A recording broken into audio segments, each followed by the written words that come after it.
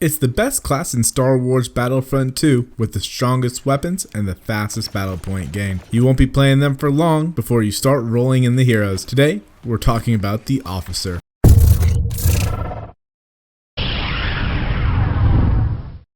The Officer. Their weapons are the best all-around weapons in Star Wars Battlefront 2. They have the strongest abilities, and they can get battle points faster than every other class.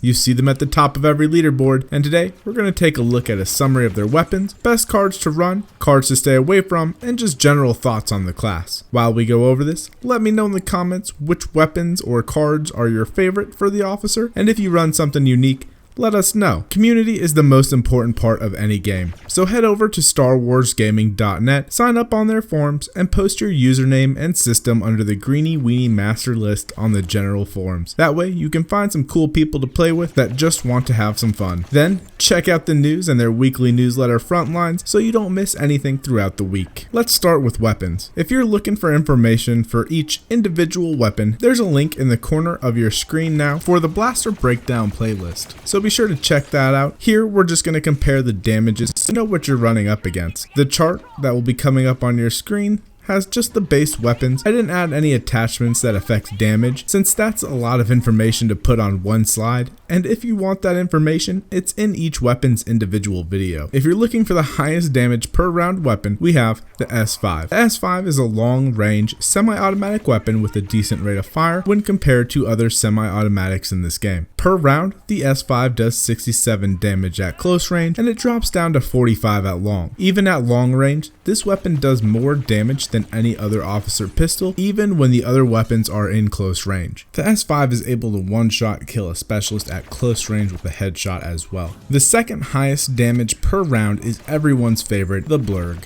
The Blurg does 35 damage per round at close range and drops down to 16 damage at long. The important thing to note here is that the Blurg is a 2-round burst weapon, 4 if you add the improved burst mod. So with each pull of the trigger, you can do 70 damage each time you fire if you only hit the body with the 2-round burst, and if you hit all 4 on the body, you can do 140. The burst is what makes this weapon so strong, and with the recoil, if you aim center mass, you're likely to hit the head with the last round, which will drop everyone except heavies in one 4-round burst at close range. With this weapon, you do get 5 pulls of the trigger before being forced to cool, so at close range you can drop 5 non-heavy troopers before you're forced to cool down. Third, we have a tie between the default weapon and the SE44C. Both weapons do 34 damage at close range and 17 damage per round at long. The difference between them is the SE44C is fully automatic and the default weapon is semi-auto. The SE44C is more forgiving than any other officer weapon and is one of the most powerful fully automatic weapons in the game. With the rapid fire modification, this weapon is a force to be reckoned with. You are able to drop enemies extremely quickly, and this weapon was nerfed on the number of rounds available, so now you will eventually need to cool the weapon, and the improved cooling is more necessary than it was before.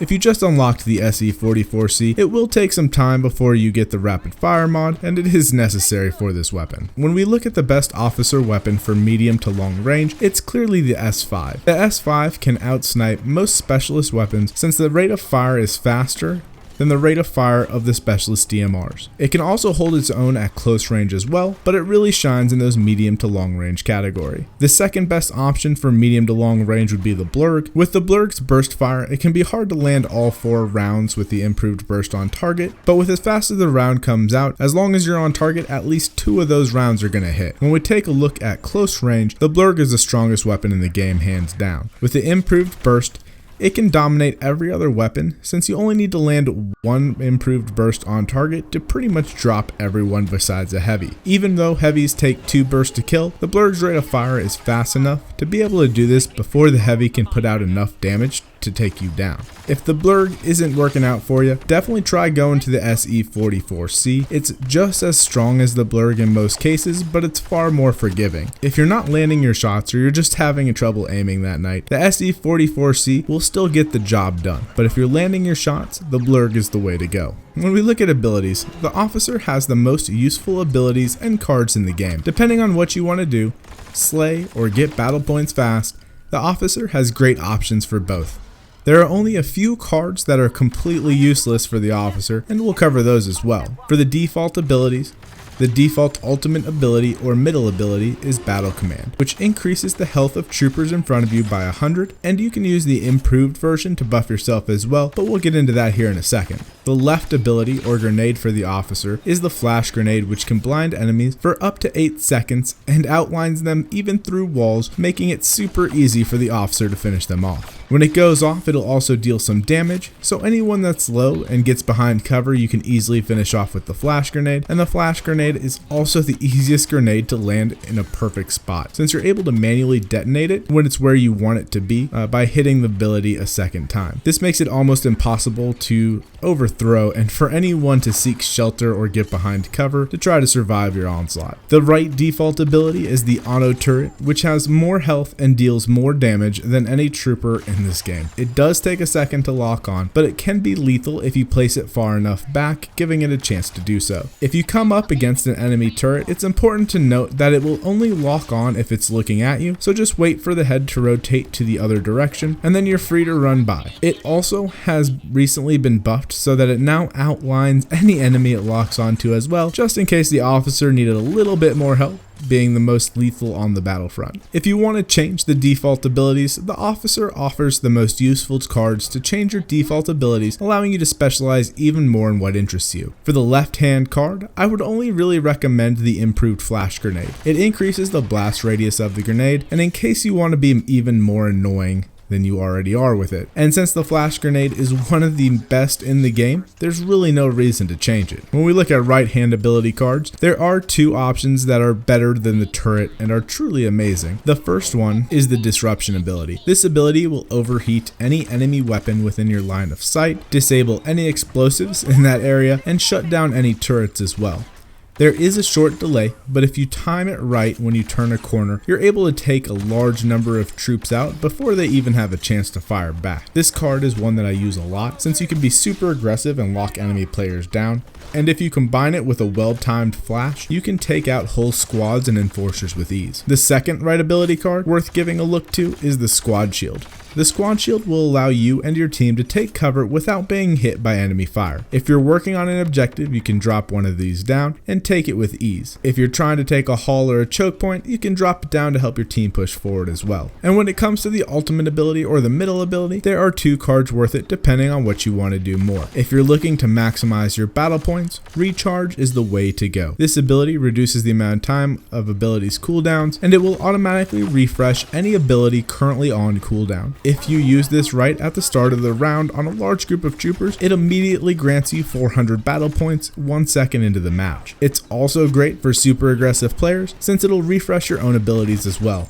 So you can flash a corner or a choke point to blind the enemy, run in with a disruption so they can't shoot back, hit your recharge battle command, and do it again. This will cause the enemy to never be able to return fire if you time it right, and has become my favorite build when playing officer. The second card that's great for slaying is the improved battle command. This is a buffed version of the default ability and will temporarily give you a health boost as well as your teammates. This will put your health up to 250, more than any other trooper class. This is great if you're aggressive and need the extra health to engage multiple enemies, or if you just get caught off guard and need a slight buff to make it to cover. When we move to non-ability cards, the officer has two that are generally run in order to maximize battle points, and they are Officer's Presence, which decreases the amount of time before friendly troopers heal that are around you and gives you points in return. This allows you to gain points for basically just being in a group of troopers and will help get you that hero before the 3-minute mark. And then the second is Bounty Hunter, which increases the amount of points you gain overall. Generally, the officer hero farm build is going to include these two cards and recharge battle command. While the officer is overall amazing, there are some cards that are just horrible as well. The first card that I would never recommend running is that personal torpedo. This is like any torpedo or launcher, but instead of locking onto vehicles or air, it locks onto players instead.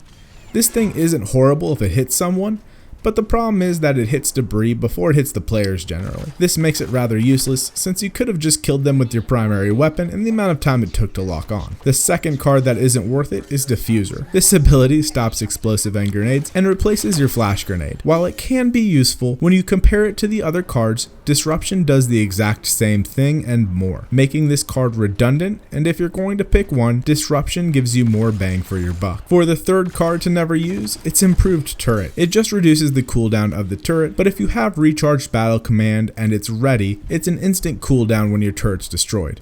Also, your turret isn't going to be the main killer, so even if it's down for an extra few seconds, it's really not going to affect your game too much. Overall, the officer class is the strongest in Star Wars Battlefront 2 by far. They are the most lethal, have the best abilities, and get the most points.